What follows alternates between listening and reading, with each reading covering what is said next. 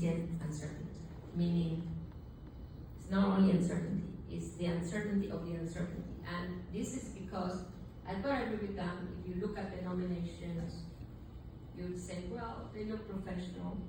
Look what happened last night. Last night, Trump announced something crazy. Tariffs of 10% for China, 10%, not 60, 10, and 20 for Mexico and Canada, who are the US friends or fools. I mean, friends or fools are now, should it be the other way around? I mean, like, this is 90th uncertainty. There's no way that the market can predict anything like this. This also means that Mexico, in his goodwill to renegotiate the USMCA, i.e. the free trade agreement between US and Mexico, and Canada, starts with tariffs of 20%, which are against the treaty. So what do? Not only that, if you read at what Trump actually uttered, the reason why he's imposing tariffs, higher tariffs on Mexico and Canada, for God's sake, is fentanyl, which is actually produced in China. And it's only, I doubt a lot of fentanyl goes through Canada. I mean, it is absolutely impossible for anybody, whether that or myself, to figure out what's going to happen. And that's why this is so dangerous. So let me bring you to the impossible task that you gave me, which is predict 2025. Sorry, I can't. But I can only give you a few hints of my gut feeling. It's neither professional, but that's all I can offer, because there's no way to do it differently. Trump's nominations are slightly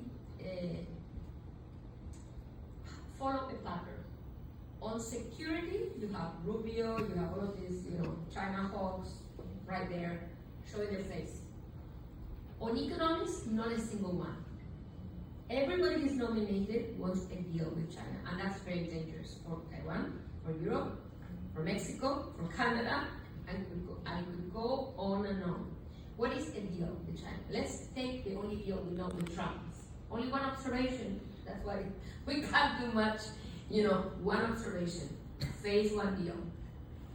December 2019. I can only tell you I have been writing about the trade war between Trump, let's call it this way, and Trump-led trade war in 2017-18. I think I wrote, 100 reports, and I couldn't see the phase 1 deal, okay?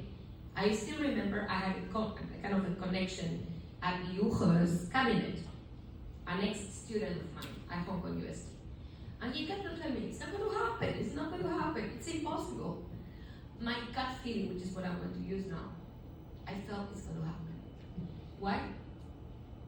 Because the stock market was really, nowhere because of the trade war.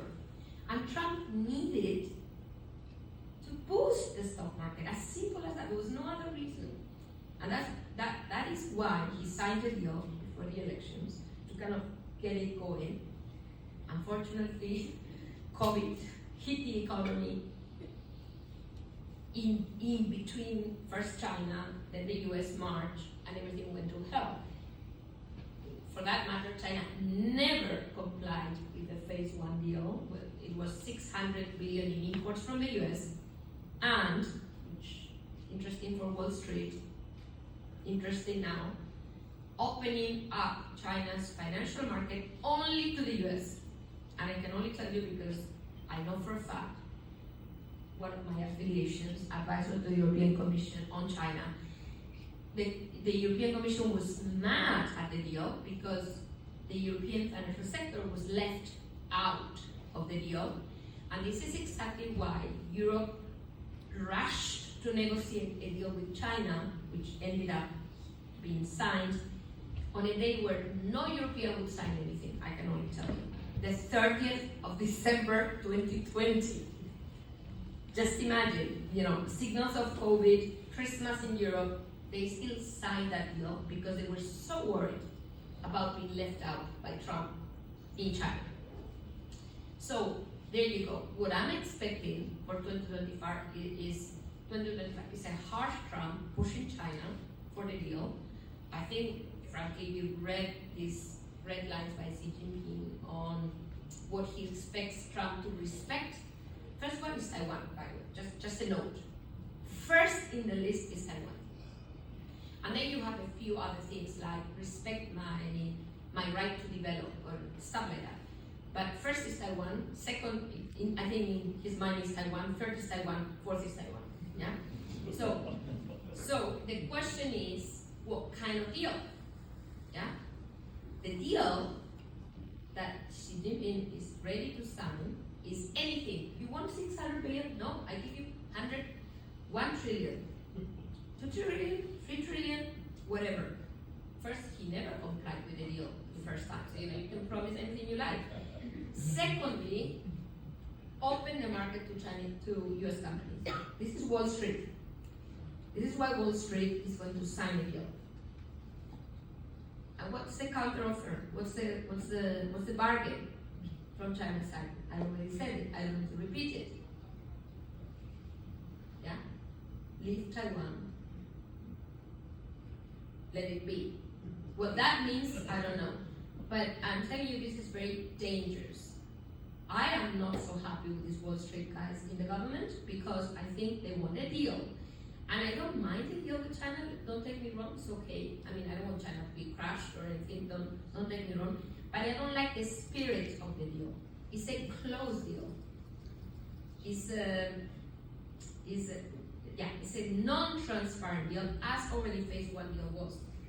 Imagine phase 2 deal. So lots of how do I say, something that you like, fireworks, that was the word. Fireworks in January, fireworks in February. Negotiations, and a deal. So the market will suffer unless Trump already shows the way, because 10% tariffs only 10% tariffs. He said 60, and I like to remind him, you said 60, where's the other 50? Frankly, and then fireworks, Europe will suffer like hell, because Europe will get at least 10, if not 20. Canada will suffer. So basically, the US alliances will suffer, which is nuts, sorry. It so happens Taiwan is an alliance. I'm just saying, forget about, this is where we are heading. You have the largest, Taiwan has the largest current account surplus, I think, in history on Earth. And not only that, the largest trade surplus with the US. Just check the data. I would like to show that data. It's good. I always tell I see some students there, I always tell them, sometimes I feel it's good that Taiwan that it's hard to find Taiwan data, to be frank. You're not in the IMF. I mean, I have very hard time writing about Taiwan because it takes forever to find international kind of compliant data. But once you find it, you don't want to see it. I put it this way: if I were Trump's advisor, I hope they don't get your data, because the minute they see your trade surplus with the US, you're going to stand out more than South Korea, more than China, more than Europe, more than anybody else. And Trump loves two data points. I think that's all he gets. Like exchange rate intervention, weak NTD, forget it. Don't weaken the NTD. Don't weaken the NTD. Because that's what somebody's going to come with 2 graphs or him with glasses. Which currency is more depreciated? For God's sake, it's the yen. It's the yen, not even the RMB. The PBS is intervening like crazy to avoid a weak currency when Trump comes to power. He's probably playing both now, so don't worry. In January, the RMB will be strong. So I hope the NTD is strong too, at least somewhat strong, because that's one thing that he's going to check. Second, and you don't have time for that, reduce the trade surplus with the US. Buy whatever you can. Maybe, not effectful weaponry or something like that, because it's useless. But the point is, you don't want to have a trade surplus with the US, a big one. So this is what matters for Trump to come and impose tariffs. And you know, the irony of this, and I'm just saying it could happen, is that tariffs could be higher for Taiwan than for China if we continue like this. Because look at Mexico, look at Canada, look at what the market did last night. They were all hoping for the Wall Street guys, and suddenly they're like, wait a minute. You know. So I end by saying that 2025, beyond 19 uncertainty, will be bumpy. So we need your products in the way, you know, in the way. But of course, not to predict 2025. It will be very bumpy, and it can be very bumpy for Taiwan. I'm sorry to say this because it's so unclear where Trump stands on these two issues. And the more I hear, the more I feel like it's not the same Trump than 2016, 17, 18, not the same. He's a different guy. I mean, he's the same guy, but he has a different agenda. And that's why it's going to be very hard for us to make any prediction. That's all. Well, thank you.